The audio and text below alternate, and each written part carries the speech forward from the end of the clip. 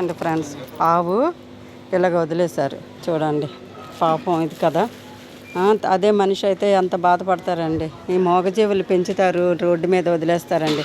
ఆ తల్లి రాత్రి లేకదోడని ప్రశ్నించింది చూడండి, ఎలా పడి ఉన్నదో. పాలు అయితే కావాలి, పాలు పిండుకుంటారు, చక్కగా తాగుతారు, పెరుగు పాలు అన్నీ. కానీ ఇలాగ వదిలేస్తారు, లేకదోడని ఇలాగ వదిలేస్తారు చూడండి. రాత్రి నుంచి అలాగే ఈ తల్లి ఆకలితో ఏడుస్తుంది మూగజీవం.